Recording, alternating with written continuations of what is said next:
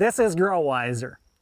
It stands for Grand Ronde Overlook Wildflower Institute, serving ecological restoration. This is the Grand Ronde Valley, and this is the overlook. We have three purposes here. Our first one is to create a native plant preserve.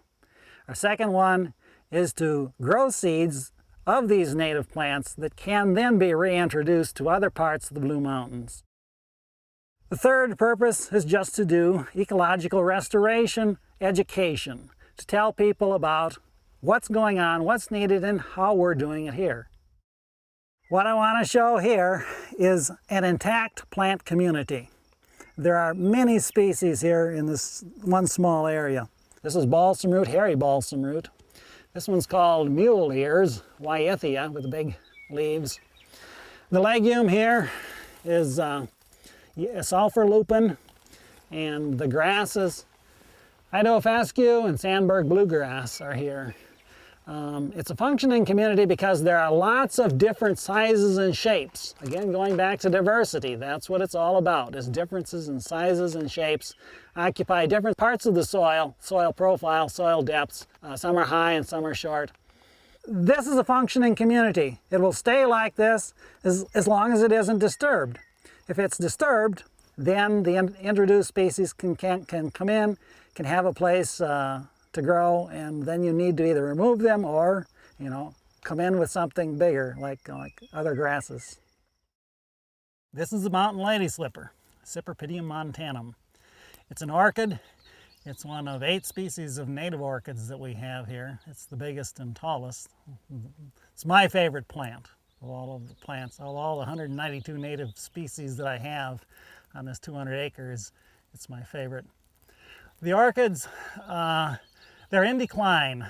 They've been going downhill for a lot of years because people like them too much.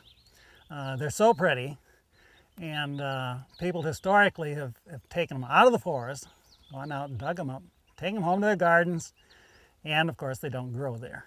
So they die, and there's just one less orchid in the forest. It wouldn't be a problem if they were reproduced easily, but they're not.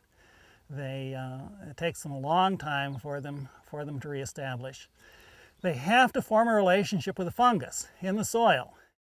For the fungus to grow in the soil, you have to have the duff on the surface. You have to have decaying material on the surface. That's how the fungus lives. For the lady slippers to live, they have to have the fungus. And for the fungus to live, they have to have the trees. Mycorrhiza fungi grow off of the roots of trees, use that as their nutrient source. So you have to have all the components of the forest. And they grow underground for at least 2 years, more often 7 or 8 years. Underground, living on the fungus before they come up. Then after they come up, make leaves, can photosynthesize, can make their own sugars. Then they can start to live on their own, but it still takes at least 4 or 5 years before they make the first flower. And then eventually 3 or 4 more years later, they can make a second flower. A very old plant like this one, perhaps 10 or 15 years old, they can make the third flower. Eventually after that, they may make more stems. This one only has one stem. That plant may make more stems and produce several stems in the same area. Some of these plants, we haven't aged any of the lady slippers yet. Some of them are probably old growth. That is, they may be 100 years old. No one knows. These orchids require about 50% sunlight, 50% shade. I've seen that in several cases. When you take off all of the shade, then the next year the plants come up, they're very small and short and shriveled and are really suffering. So you need various things. You need the duff on the soil for the fungus to grow. You need the trees, you need them spaced certain distances apart.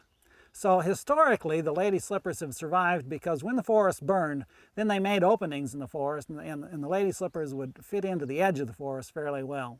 Clear cutting destroys the whole thing. Grazing destroys the whole thing. You lose the lady slippers, as we have done. So where are they now? Well, they're from Colorado to here, this particular variety anyway. They do go all the way to the Willamette Valley, but it's probably a different variety over there. But to get them to eventually, when these are cut off enough, they become genetically isolated. So you need a continuity of forest to keep that going. There's a system here that runs from Mount Emily Ridge across east all the way to the Snake River that contains lady slippers. They're scattered all the way across there. But if they get cut off too much, then they become isolated, and eventually they would probably decline just because of genetic inbreeding that occurs because of that.